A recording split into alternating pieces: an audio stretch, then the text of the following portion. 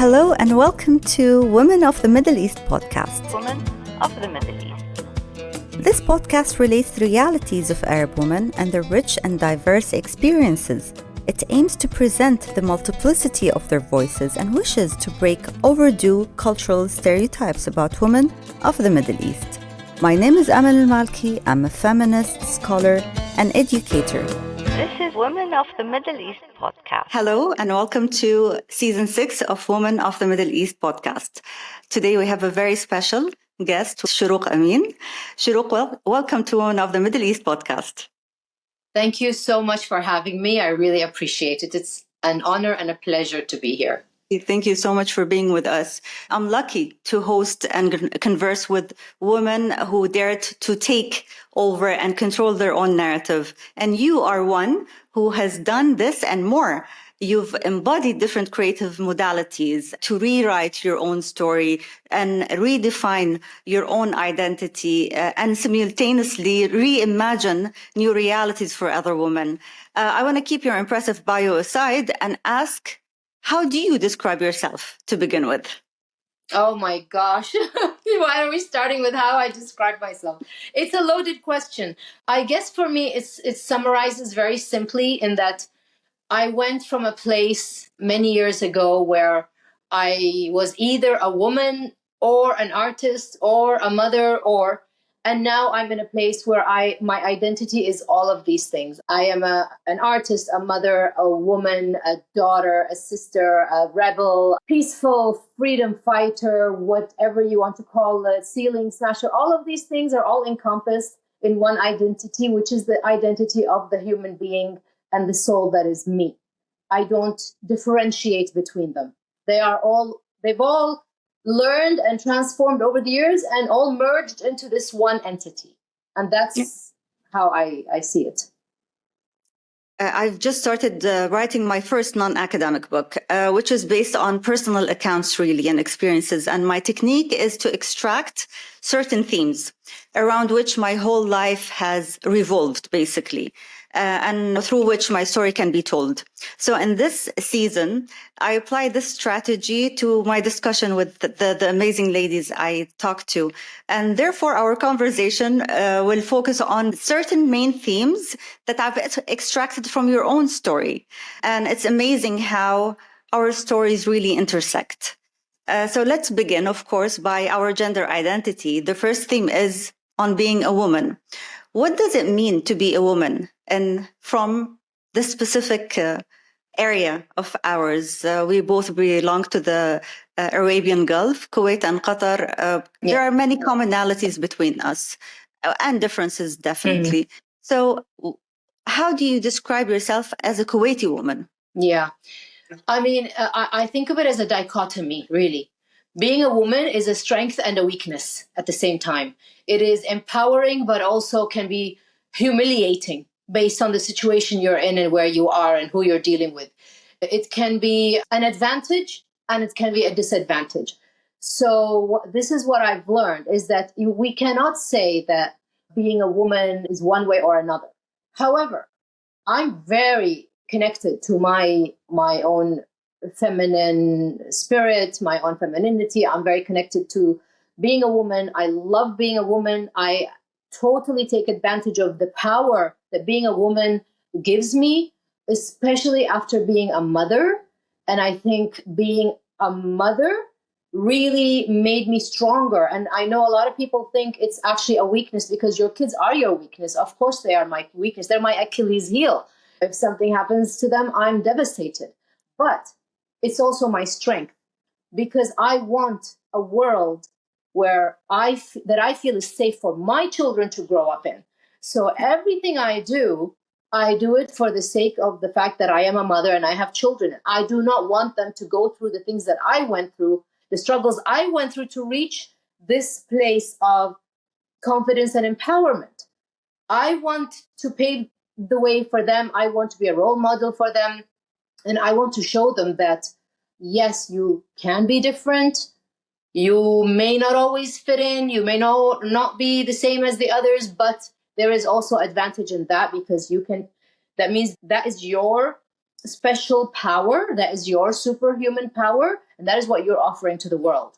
So I feel that actually being a woman, and especially being a mother, it really is what gave me the strength and fearlessness to speak up as an artist. So again, they are all intersected. They are all one identity. They are all one thing. And that place of being an artist who is also a single mother is actually the place that gives me the most fear and the most power and courage, because I feel the fear but I do it anyway, right?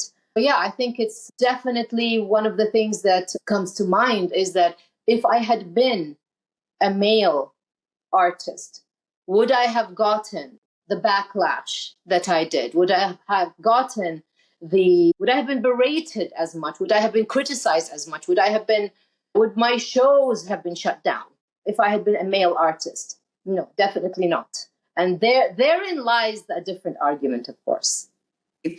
Now, again, going back to being a woman from Kuwait, how did gender roles and expectations play a role in you becoming an artist, a mother, a rebel, like they call you, given the fact that those gendered roles don't automatically lead to where you have become, right? Yeah, not at all. Yeah, I grew up hearing that art is just a hobby. I grew up hearing, no, you can't say this. No, you can't do this.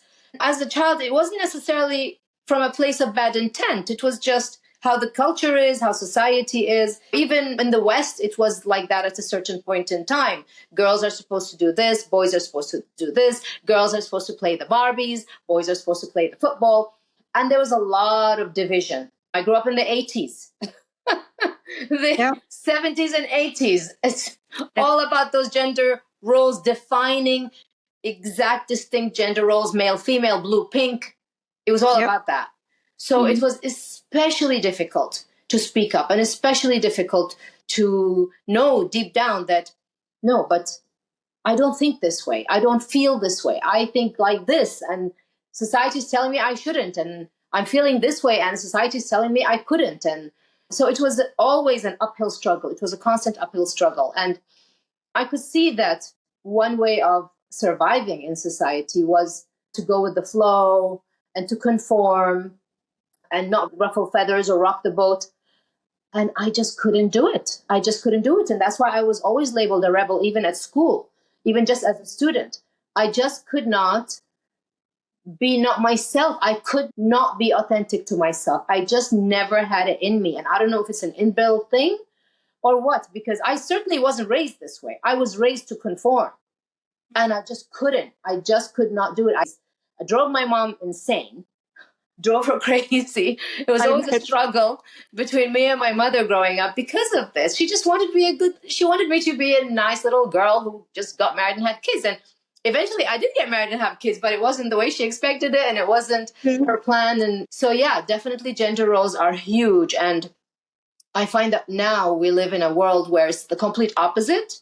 And there is everything is non-binary, and there's non-divisions, and everything is free-flowing. And so now it's a different world, and my kids are living in a different world. So obviously, girls who are growing up now may not necessarily feel those struggles as much, but still, in our societies, there are smaller communities within societies that this expansion, the collective expansion, does not reach them. And those are people that message me. These are the girls and the boys that send me DMs or emails and need my help, or just thank me for my voice or something like that. That you mentioned your mom, I want to jump to the second theme, which is hybridity. And this is something that we both share as well. The first thing is that we grew up in the 70s and 80s in this part of the world where gendered roles were very specific. And I like the fact that this was you all through. But being a hybrid, your father is Kuwaiti, your mom is Syrian. My father is Qatari, my mom is Lebanese. Being hybrid enables you to critique your culture with a combination of distance, but still intimacy, right? You mentioned the mom, the mom is the change factor. Although our moms, and I'm assuming now, you can correct me if I'm wrong, are the ones who wanted us to conform the most. Yes. because they were outsiders. Yes. Unfortunately. Yeah. Because they made it harder for us. If they let us embrace our hybridity early on, I think life would have been easier. But because of the fact they wanted us to conform so much, so they wouldn't be blamed for us being different. That's it. Right? The identity crisis was harsher. Much harsher. The irony is that you would think being a hybrid and having a Syrian mom, Kuwaiti father meant that things were cool. I was cool. Things were cooler at home. Not at all. It was the complete opposite. In fact, my father was the cool guy, the good cop, and my mom was the bad cop, the strict one, the one who she was so fearful to be judged as a Syrian or a non-Kuwaiti that she made sure that we adhere to everything Kuwaiti and everything local and everything conforming to society. She was so strict about all of these things because she wanted to be seen in a good light. Yeah. And while my father was alive, this wasn't as overpowering, let's say, because we would get away with murder with my dad. He was the kindest, gentlest soul. But when he passed away and his kind of peaceful, unconditionally loving influence wasn't there anymore, and all the attention was on my mom as a single Syrian mom raising Kuwaiti children alone, there was so much pressure from the family, close family and extended family, on her. How is she going to raise this? How is this Surya going to raise these Kuwaiti and our Kuwaiti kids? So there was even more pressure. I don't blame her. There was so much pressure on her to be seen in a certain way and to live up to the expectations of being the wife of a Kuwaiti and the mother of Kuwaiti kids. That poor woman, she also had her own struggles in that sense, that she had to really be extra strict. And in being extra strict and not understanding of what we were going through, especially as we were in British schools and our education was co-ed education at a time in Kuwait where all the schools were not co-ed.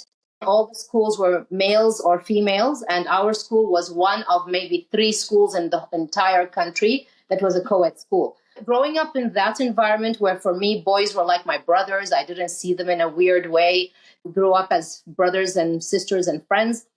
She didn't accept any of that. For her, it was still no. You know, boys are no, girls separate, boys separate, that sort of thing. And the clothes, I was more open with the way I dressed. She tried to make me dress more modest, all of these things. So many things, even art. My talent for art was, my dad and my teachers noticed it when I was 7 years old. And by 13, I was painting in oils already and was winning awards at school. So it was obvious that I had some kind of an innate talent that I wasn't nurturing, I wasn't growing because I wasn't aware of it. And she made me see even more that this is just a hobby. It will never be more than a hobby, especially for a girl. Yeah. So yeah, it was very difficult. And no, it was not an advantage. And in fact, I don't know much about my Syrian culture. I hardly even went to Syria. And I'm talking before the war. This is when Syria was really flourishing and people were going there, and the culture and the literature and the poetry and the art was amazing. Yeah. I still wasn't going there. I still didn't. I had so many family there. I still didn't go, and I maybe went twice in my whole life. So the two interrelated themes, of course, being a hybrid woman. Let me read this paragraph from your bio, and I'm going to stand on 2 things. Amin continues to push boundaries. Aren't we just tired with pushing boundaries, Shurooq? Isn't it time for us to break through those boundaries of what it means to be an Arab Muslim woman and a mother? Break stereotypes, of course, but also for a woman in her 50s to live outside of the socio-political box that she was born and bred into. Shurooq, I take my hat off to you. My 50s are just around the corner. And I started reading. I was forced to read with monopause and all that because I had no information whatsoever. First thing I did is looked at other writers, found bits and pieces, but still not grounded, not something that I can take as a reference, but nothing really substantial that would answer my questions. So let's speak about the 50s, a woman who dares to speak about her 50s, for God's sake. It's about time. The 50s, the unspoken changes that women go through. Inevitable. Tell me, what made you embed that huge, powerful statement in your bio? And how is this reflected in your art? What could you tell me as an Arab Gulf woman whom even my mom couldn't answer my questions to what does 50s look like? Is it really the age of empowerment or hope, or is it age of despair? But why do we have to redefine? Why does there have to be anything at all? My point is, it makes no difference. My age on my passport, the numbers on the passport do not coordinate with how I feel and what my body is telling me, because I'm fitter than I was in my 20s and 30s, way more fit. I can do all sorts of yoga poses and Pilates things and stick my feet above my head that I couldn't do when I was 20. I eat better.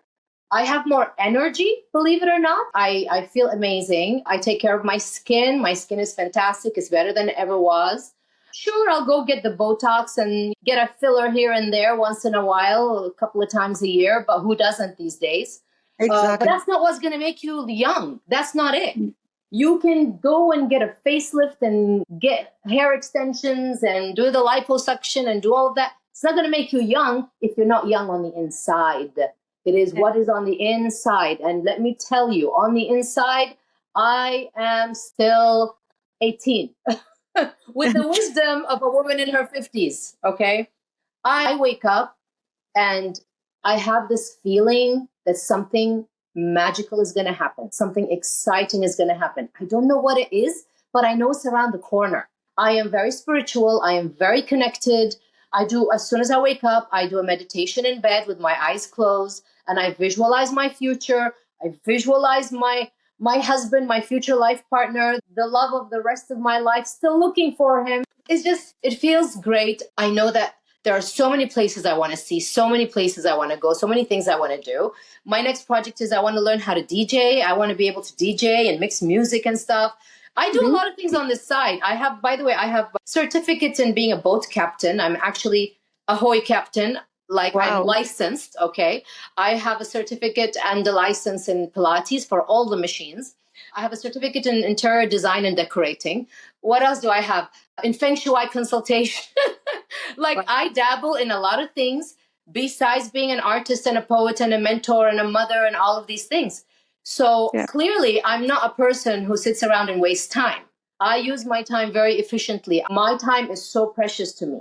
And I don't feel I can put my head on a pillow and sleep at night unless in that day I've done three things. I've told the people that I love them, and that means all my 4 kids and anyone else out there. I've done one thing that I can be proud of that day, and that I laughed at least once. So if I've had a day without one of these 3 things, it's not a good day for me. And that's just for me how I balance my soul. That's how I balance it. That I laughed today. So there's a lot to be grateful for. Gratitude is absolutely important, but that comes with the meditations that I do in the morning. I'm always just grateful that I woke up. It's a miracle to wake up. And guess what? It's a privilege to be in my 50s, because what is the alternative? Death. The alternative is death. Okay? Everyone out there is going to get old. If you're lucky. If you're lucky, you're going to get old. It is an absolute privilege to get old. But the only thing is, how are you aging? And how we are aging is very important. People who give up, sit at home, retire and sit at home. By the way, technically I am retired because I was teaching at Kuwait University and I retired from teaching. That doesn't mean I retired from life. No. Okay? I'm doing more now than I've ever done when I was a professor at Kuwait University. People who give up and they feel old within them, in their soul, they're like, oh, I'm too old to wear this. Honey, I'm wearing miniskirts and cowboy boots. Okay? I work hard for these legs, and they are going to be seen in a mini skirt and cowboy boots. Okay? Life is beautiful. It's fantastic. There's so much to do, and it really is. And I have this dream of being a philanthropist and starting my own foundation, and I want to help all the orphans, and I want to help all the kids. And I really want to do volunteer work, and I really want to do big, United Nations work. I just haven't had the opportunity yet. However, and I'm going to save this to the end of the podcast, an opportunity did fall in my lap yesterday, but we'll talk about it at the very end. So everything you said, Shurooq, is beautiful. And this is why I am having this conversation with you, because we need to start having this conversation. Our generation needs to redefine what 50s mean. Remember, Exactly. our mothers at 30 felt old because they got married so early, right? Yes, it's different. I feel very young, and I feel that, oh my God, I have so many things to do. I haven't done it yet. I've done certain things that will be always a part of my legacy, but there's much more to be done. Yes, absolutely. And the great thing about being at this age is that you have experience and wisdom, and yet at the same time, you have the energy, you have the youthful soul, you have the willfulness. So you have the best of both worlds. This is why, for me, one of the very, very important causes that I always, if someone asks me, I always participate in is things related to periods and menstruation and all of these things. Yeah.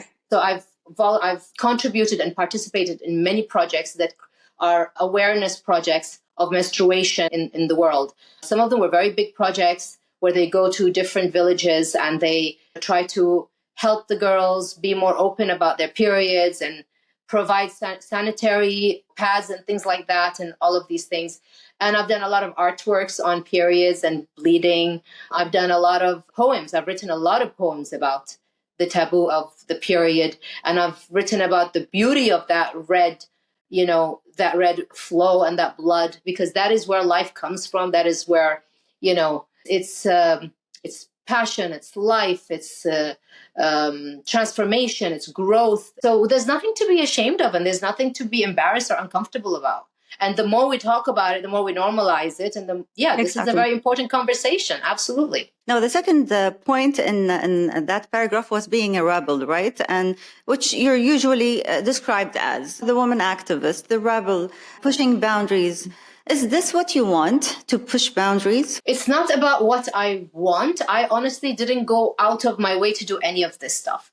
For me, it all started with, feeling this is very unjust. Yes, I know the world is not fair. However, I can say something about it. I can do something about it. And that's how it started from. For me, that's where all the paintings and the art stemmed from. It stemmed from this sense of kind of anger and injustice and frustration and my hands tied that I can't really speak up. And so I made my art speak up for me. I created these paintings that spoke up visually very boldly.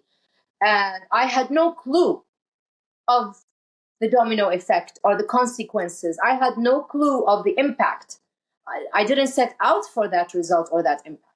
And so when I found myself, years within the next few years after the first shutdown of my first show, then the second shutdown of my second show, and it became a pattern that they are trying to silence me. They are out to get me. It's not a one-time thing. It's a pattern.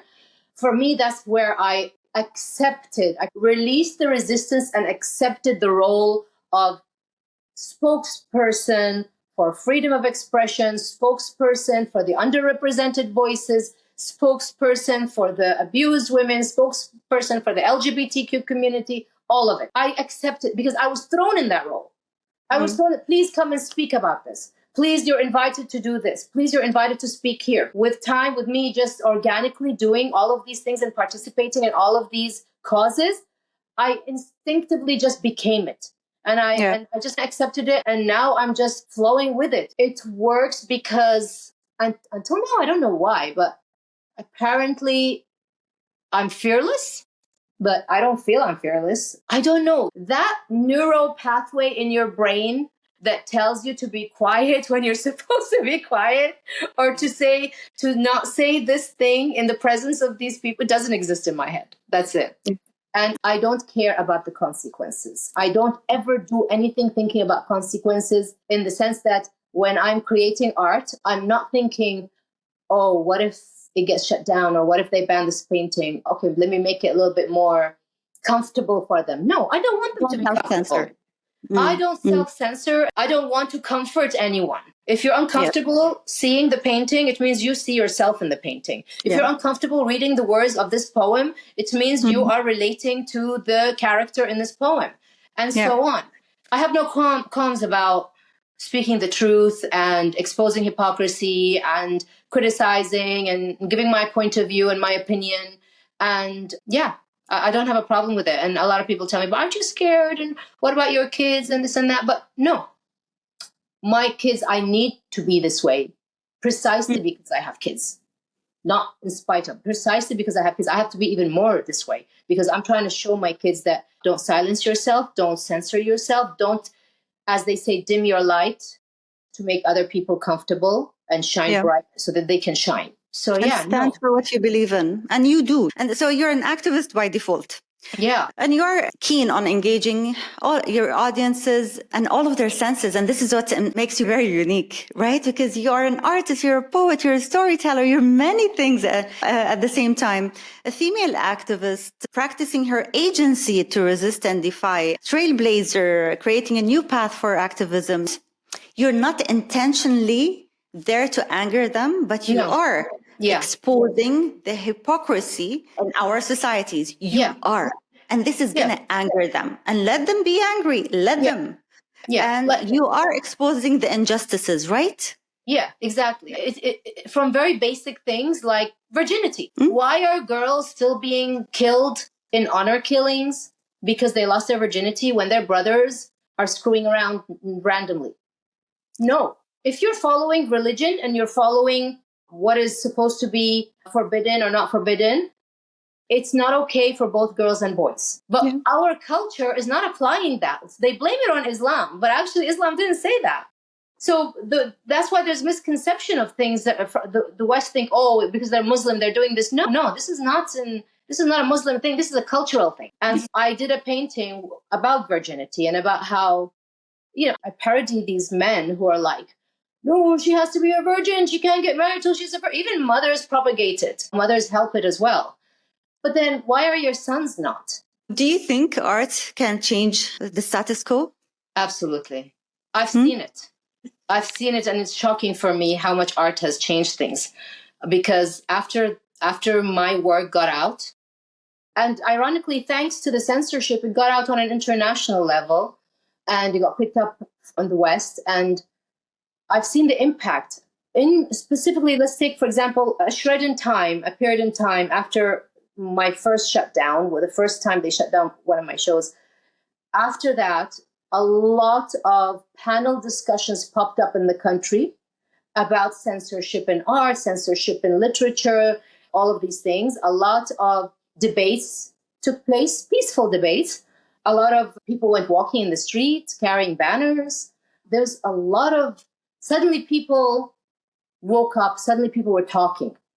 All of this happened because of my exhibition, because of my paintings. So absolutely, it can be more powerful than actual politics because people trust the artist more than they're going to trust the politician. As an artist, my goal was never politics. My goal was never to get into politics. My goal was to open a dialogue of these taboo topics in society in the hope that by talking about them and normalizing them, that maybe now we can create some change, some bylaws, some regulations. Things can slowly progress and get better because people are more open to discussion. And even in the last, my last show, the recent one in 2020, right before COVID, January 2020, I wanted to have this discussion with the Niqabi women. That why can't we have a discussion together? Why can't we be friends? Why is this something that's not going to make us friends? I don't understand. You can have your ideas, I can have my ideas, but at the end of the day, we're two good people. We can be friends and we can have a conversation. So I brought her into my show symbolically by having like sculptural mannequins within the show. They're part of the show. So actually people came in and they thought they were real human beings. And they would actually try to interact with them. And then they realized, oh, it's the statue, it's not going to talk. And that was one of the reasons why it was shut down, not just because there was alcohol in the paintings. It was the cultural conversation. And again, because they didn't take the time to bother to ask, what is this? What are we seeing? What are we supposed to understand here? They didn't take that time to ask. They just saw something they didn't understand, made them uncomfortable. Oh my God, is she making fun of us? and they shut it down. Wow. You know? So no, I was not making fun of anyone. I have absolute respect for every culture, every language, every religion, every habit, every superstition. I completely have respect for all of that because I do understand that a lot of this is how you grew up, how you were raised, the things you were exposed to. I was just trying to open this dialogue. I truly believe that we should be able to talk about things in order to be able to fix problems and heal society. We are in our society, we have a lot of trauma regarding what is called aib, this word aib, the shaming, where we grow up with a lot of shame, a lot of guilt.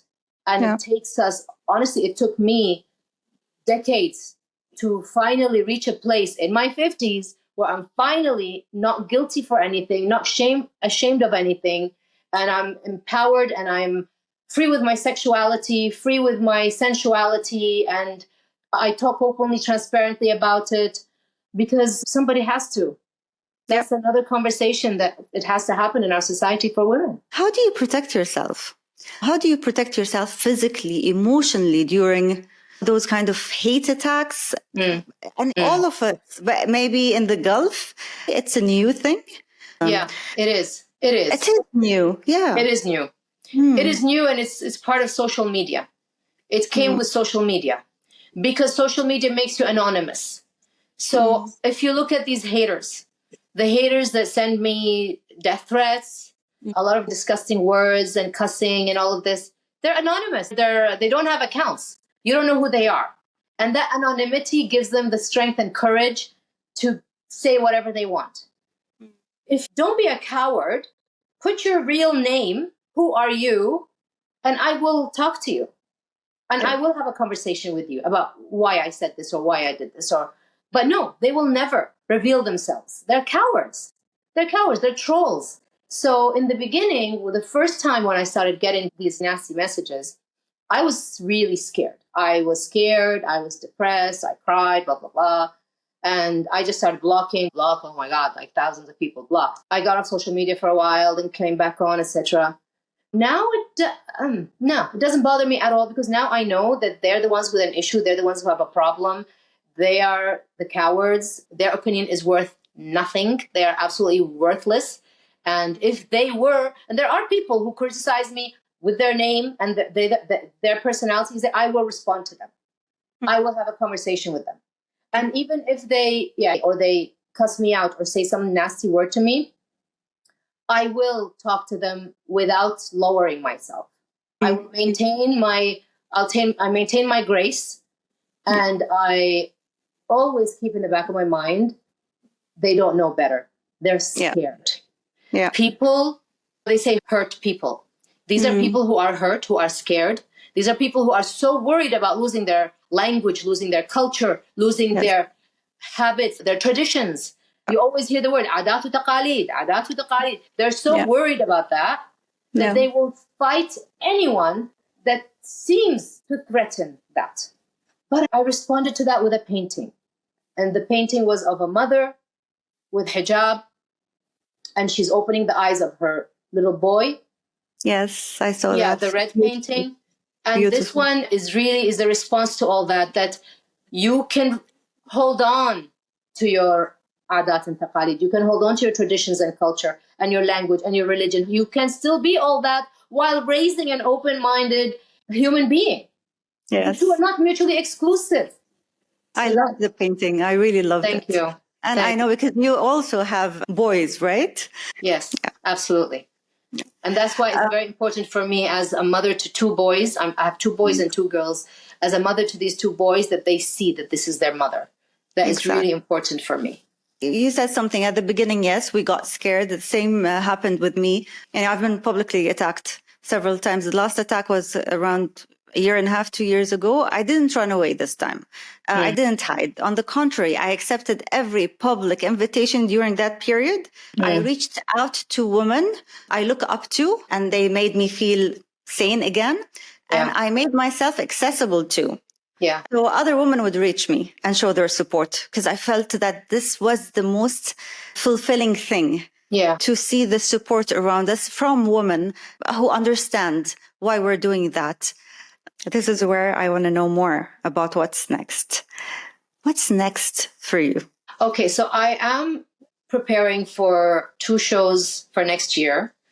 The subject I'm trying to tackle this time and open a dialogue about, it's all about women, and it doesn't have any men there. And it's all about reclaiming our power from the past, because we are so connected to our past and we are so connected to our culture and our traditions. And there seems to be the struggle. Society is not able to marry the two. I'm going to show them how you can marry the two. I'm going to help them find a way. It's a little bit of a solution, a little bit of a healing. So it's a little bit different for me in that sense, but it's obviously an organic development from where I came to where I'm going. So, because a lot of people say, oh, but you're always showing the problems. Why don't you show solutions? I don't have the answers. I'm not a magician. I don't have the answers.